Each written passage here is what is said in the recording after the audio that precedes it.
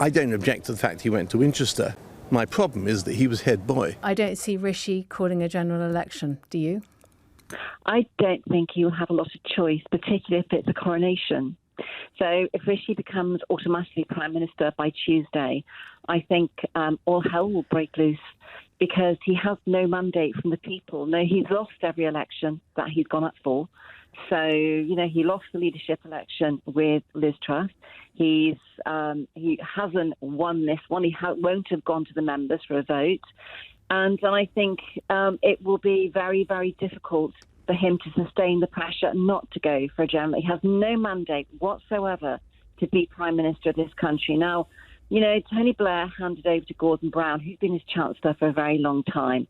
We got away with it with Liz Truss, and because we could cite the Gordon Brown, Tony Blair case. I don't think that the country would accept having another Prime Minister who has no vote from the people being imposed on them. So I do hope there is a vote that goes to members.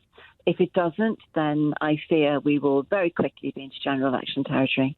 And you get to be head boy by being sucking up to the headmaster, sucking up to the establishment, not challenging anything. He is talking about raising taxes at a time when there is a global economic crisis. And we've had many GBVs, and I was saying it in our previous interview, coming in from Conservative Party members lifelong who also, feel betrayed, feel like Boris should have stood, and feel that Rishi Sunak was part of the reason why Boris Johnson lost the confidence of his MPs and so on. So is there a worry that even if Rishi Sunak gets to victory, that actually when it comes to the time of the election, many of these people are not going to go out and vote, are not going to go out and campaign because they feel that they've not really had a say?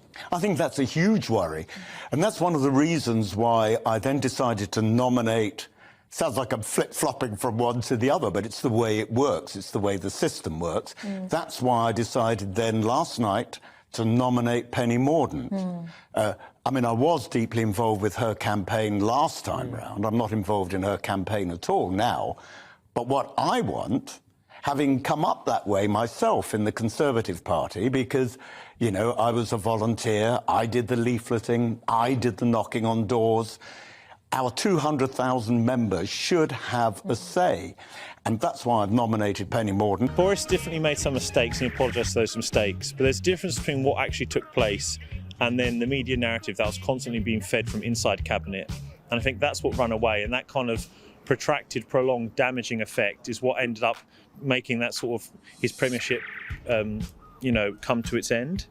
And unfortunately, I believe one of the contestants in this leadership contest was helping the media in that front. If we put up taxes, which is what Rishi is proposing, companies are less likely to invest in the United Kingdom, and we're more likely to be heading to a recession. I don't think she did undermine herself, but basically most people would be much more forgiving and understanding about the situation she was facing than these basically hyenas on the back benches who are out for blood and revenge. You're calling your colleagues hyenas? I am, actually, yes. So how are you feeling about what's happened to Liz Truss, who you supported in the end? I think it's absolutely appalling and unforgivable. And I think that the way in which she has been treated is a disgrace, and I'm ashamed of my party for having behaved in that way and forced her out of office. And I wish she'd actually... It wasn't as though she'd lost a vote of confidence in the House of Commons or anything like that. It was she was forced out by these enemies on the backbenches, and they are completely out of control. And I'm afraid that the people on the backbenches now are so much out of control that I don't think any leader will be able to command their respects unless we have a general election.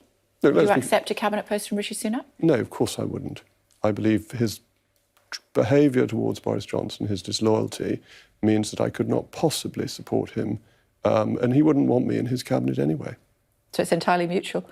Oh, I'm sure it is, yes. I don't think there'd be any question of him wanting me in his cabinet, but I couldn't support somebody who has been so disloyal to the current leader of the party. Just like from inside cabinet. And that's so important. Tom Tugendhat and Jeremy Hunt have behaved perfectly properly. They were entitled from outside cabinet to make it clear that they didn't want Boris Johnson to continue as Prime Minister. That is a reasonable thing to do, but if you're bound by collective responsibility, you should stick to that whilst you're in the cabinet.